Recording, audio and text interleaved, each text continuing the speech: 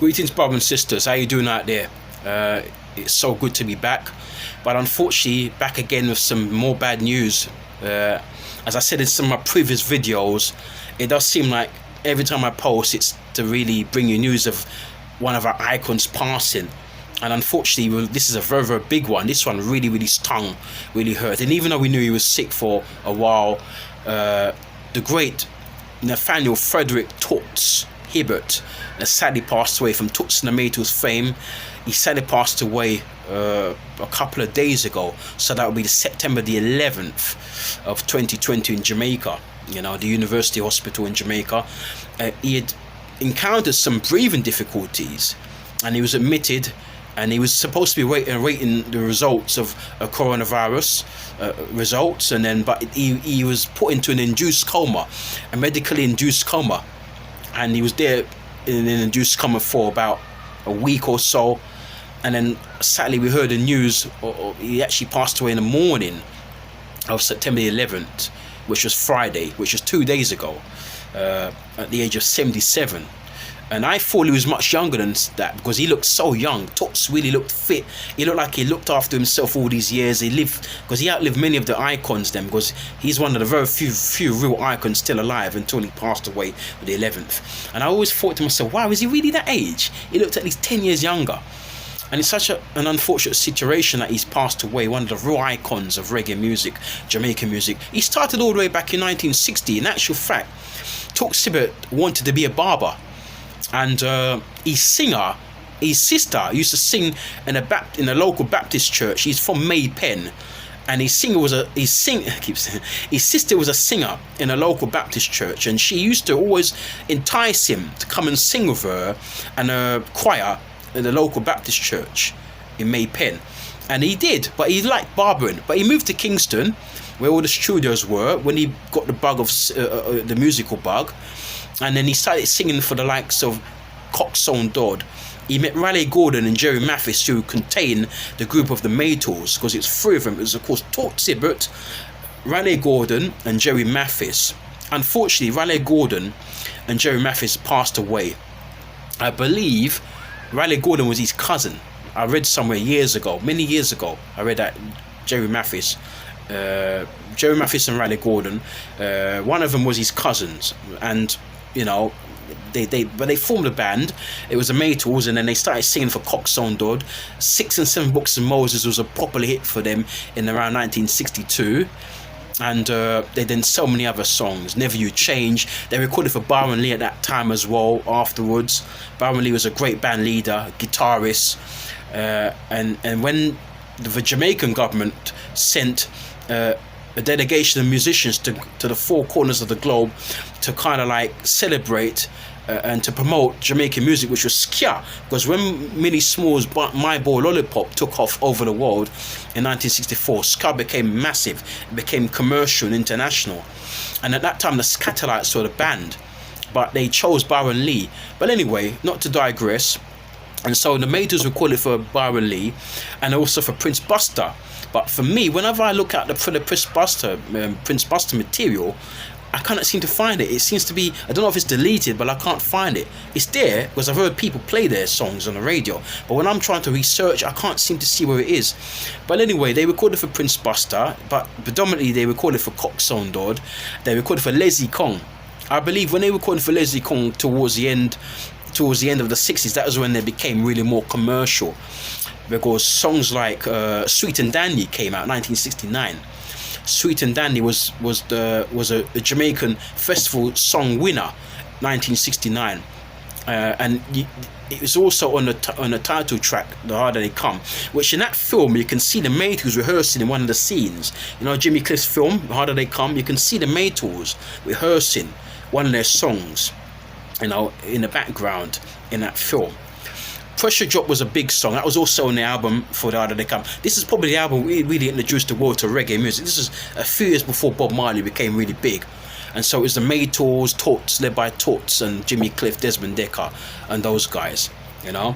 And so they done a lot of stuff around that. The Monkey Man was another hit for them in 1970. In actual fact, Monkey Man was the only hit they had in the the UK pop charts in 1970. They've had all these songs, but only one of them really crossed over, and that was Monkey Man. And I must say, on a similar note, that the Maytals had a record for the most #1 songs back home in Jamaica until Bob Marley and the Wailers came along and started to really have more songs in the charts.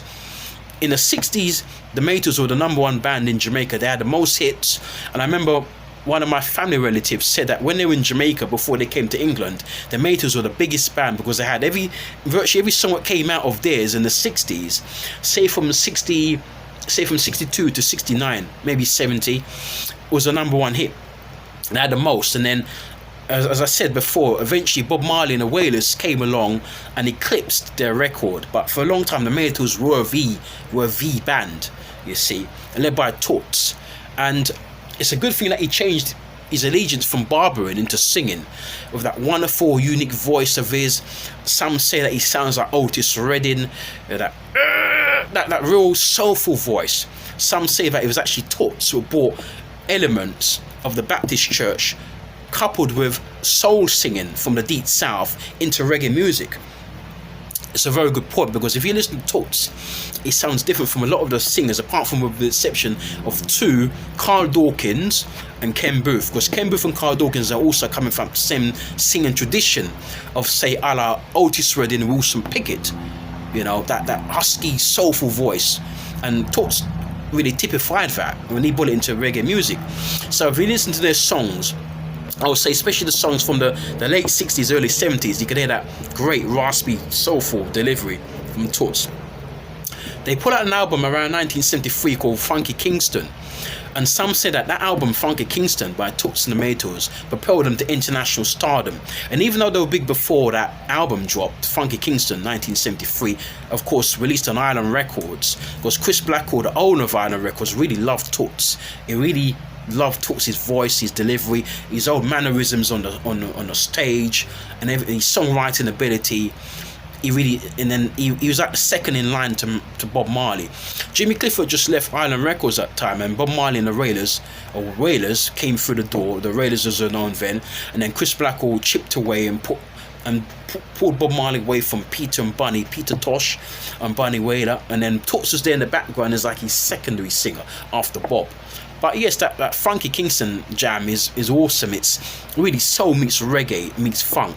And for me, that's probably one of the very few reggae albums which typifies what kind of fused other genres of reggae, i.e. in this instance, funk and soul. You know, it's a really beautiful album. Hey, Funky Kingston! There's not many people in the world who could sing like that. He's an awesome voice, the great Toots. And so sadly we lost him. We lost him to coronavirus again. As I said before, this coronavirus is an evil. If I had a gun, I would shoot it. I'm so devastated because a lot of my some of my favourite singers have passed away because of this. And this year, people like Betty Wright, Little Richard, Dobby Dobson, Daryl Washington, a very good friend of mine, Bob Andy. It's some real icons there, real legends there, and there's more. But these are just the names of the top of my head, and these are the real prominent ones as well who have passed away. And we just keep praying for the legends who are getting up in age now, or getting close, or getting older. We just pray that they can live out this pandemic, because it's tough, and we've lost a lot of legends, and it's really hard, And so, as I said about Toots now, as I said, there's a song they done in 1968 called "Do the Reggae." At that time, reggae was spelled R-E-G-G-A-Y. Now it's spelled R-E-G-G-A-E. Toots said that he was the first one to coin the word reggae. He said one day he was somewhere with a group of friends of his, and they were jamming in the studio. I think they were rehearsing a song. And then he said that to his friends, right, "Come on, let's do the reggae." And the word just stuck. But at that time, as I said before, it was spelled R-E-G-G-A-Y. And they changed it to R-E-G-G-A-E. Reggae, they were going to start to call it Streggae, but they said that Streggae was a derogatory name, because Streggae was, in those times in Jamaica, a word they used to describe a prostitute. So they said, excuse me, they didn't want to use that word to describe this new music, because they were coming out of rock steady and going into a different beat in the late 60s. So they said that what they want to do, they want to give it a proper name. So let's call it a reggae. But Clancy Eccles also said that he was the first one to coin the word reggae when in a song he did called No, Don't Brag, Don't Boast, My Boogaloo. It's got two titles. The main title is Don't Brag, Don't Boast, but the subtitle is Got My Boogaloo. Very early 1968, when rocksteady was just coming into reggae, and there's a line in the song which says, "I'm the king of this beat, of this reggae beat." But did his song come before Toots, or did Toots' song come before him? Did Do the Reggae come before Don't Brag No Boast? I'm not sure. I'll go with Toots, because that's the most prominent story, that it was his actual song, Do the Reggae, which he did for Byron Lee in 1968, which actually got got the vote as being the first reggae, the first song to coin the word reggae, because the beat was changing. But I'll talk about this another time. I've done many shows about it on the radio, many documentaries and many write-ups about it, but that's just one. There's one we can debate, but Toots is now dead, unfortunately, and so is Clancy Eccles. But people like Bunny Lee still around, and he talks about this a lot.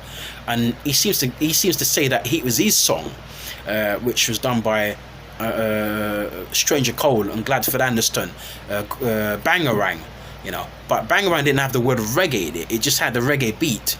So it's a debate, and I believe it's Do the Reggae, which is the first song to coin the word reggae. Don't Brag, Don't Boast, aka Got My Boogaloo, by Clancy Eccles, is probably the second one. Then a few of us came in the scene as well as coining the word reggae. Even Prince Buster had a song, but it was in 1969. Wine and Grind. But there's another done this reggae sound. We're doing this reggae sound, do do do, dun dun dun. This reggae sound on the same rhythm as Wine and Grind. Wine and Grind was once banned because it had lurid lyrics and had innuendo. But he turned it around and done another song, that rhythm, Prince Buster, the late great Prince Buster, called this reggae sound. And so there you go again. But that was the year after. That was like a good year after Toots' song, Do the Reggae, and the year after Clancy Eccles' song, Don't Brag, Don't Boast. So once again, Toots has left a lot of, behind a great legacy. His songs will never finish. I'm sure in the next few weeks we're going to be hearing a lot of songs played on the radio from the Maytals, from Toots. We're going to be hearing some tributes and so on. It's going to be gigantic in the next 2 or 3 weeks. We're going to see on the radio, and I'm sure they're going to be doing it out of there as well, but we have to be careful because of quarantine. But I'm sure people go online and do some live shows and do some live tributes to Toots and some write-ups, and maybe there'll even be a documentary on the TV, on YouTube or Netflix about him, because he's massive, because he's an icon. He's been in the business from really more or less since the start of the industry in the early 60s, because let's not forget, Jamaican music more or less kicked off commercially in 58, 59, and he came in the scene 60, 61. So he's been there. He's one of the real titans. He's like the last of the Mohicans, if you like. He's like one of the real titans there from the start. So we can't forget that. So unfortunately, we've lost a great Toots Hibbert. And I was gonna say, in 1980, I believe, off the top of my head, in 1980. I think he had one of the records for being one of the most watched acts, one of the most watched reggae acts in the world at that time. Because it was only really Bob Marley at that time who was really carrying it off. Bob Marley, then Dennis Brown was up there as well, and Jimmy Cliff, Gregory Isaac. But he had one of the records. He set one of the records. I think it's the Hammersmith Palladium, for being one of the most watched concerts around that time. So Toots has done a lot. He's been around. I remember I went to see Jimmy Cliff about 15 years ago at the Hammersmith Apollo, and when I was waiting in the queue to go into inside the theatre to watch Jimmy Cliff, there was a guy with a Toots and a Maytals t-shirt. It goes to show you that this guy he's reached the four corners of the globe. I've been to many places, and we get talking about reggae, and his name always crops up. It's always him and Bob Marley, Jimmy Cliff, Dennis Brown, Gregory Isaac. Those five guys. But Toots is always in the argument. Always in the argument. And watch out, very soon I'm going to be doing a video on YouTube about... I was going to make it the top 10, but I'm going to extend it to the top 20. The top 20 greatest reggae artists of all time. Vocalists, I'm going to do them in segments. I'm going to do the musicians, the producers, and the DJs and the engineers. But I'm going to start with the vocalists. I'm going to put the top 20 greatest vocalists and greatest reggae stars. Yeah, the top 20 greatest reggae vocalists, stroke reggae stars of all time. And most definitely Toots is in the argument, and he's in the top 20. But watch out for that. That's coming up in maybe a couple of weeks' time from now. So you take care of yourselves, and once again we say love and honour to the Hibbert family. And before I forget, his big song 5446 was a great number, and that was the number he had because he went inside for marijuana back in the 60s. He had done two versions of that. He'd done an early version for Byron Lee in 1968, and he'd done a 1970 version for Leslie Kong. Yeah. So that song got to number one. His song Bam Bam was the very first festival song winning entry song in 1966, and in actual fact Bam Bam has been one of the most sampled songs in Jamaican music history. You know, of course Pliers did a version of it, you know, in 1992, and then Shaka Demus and Pliers, Shaka Demus with Pliers this time. Pliers did a vocal version, and Shaka Demus teamed up with Pliers, and they done a combination version, Murder She Wrote, using the Bam Bam rhythm. You know, that was based on Bam Bam. And so that song is, apparently I heard a report that song has been number one and has been a hit as well every decade since it was released. So that song came out in 66, so it was a hit in 66, it was a hit again in the 1970s sometime, it was a hit again in 1980, hit again in the 1990s, and I think even in the 2000s it's been a hit as well. Toots did it as well. That Countryman film in 1982, the soundtrack to that has another version of Bam Bam on it by Toots. Not the original version, but another updated version he did around that time. So that song is such a popular song that he's revisited that song so many times, as many other recording artists have covered it as well. And as I said, Shaka Demus and Pliers on his own, and then other people have covered that song, you know, many times, as well as Toots himself. So we've lost an icon, and it's very upsetting, but unfortunately, what can we do? You know, this virus is out there. Look after yourselves, wear your masks, you know, practice social distancing. They're saying there's a second wave coming now, so look after yourselves. And we say love, peace and honour, tranquility of all my heart to the Hibbert family, I love dearly. One of my favourite singers, an icon. I got his albums there. I talk about them all the time, and this one is really hard to take. Don't forget to subscribe to our YouTube videos and, you know, our YouTube channel. Press the red button down the bottom, like our videos, subscribe to the channel, click on the bell as well, and share them, please. We want to get many subscribers. We're only about 85 right now. We want to get to at least a couple of hundred if we can. Eventually I want to make this a proper YouTube channel. I want to get, my aim is to get maybe up to 10,000 followers. I'll be happy with 10,000. If we get more than that, in an added bonus, but I want to get up to 10,000, and I want you to help me, please. So once again, share our content. We try and bring out good content for you to watch and for you to listen to and for you to share and to like and subscribe. Peace and honor, peace and love, one love, blessed love.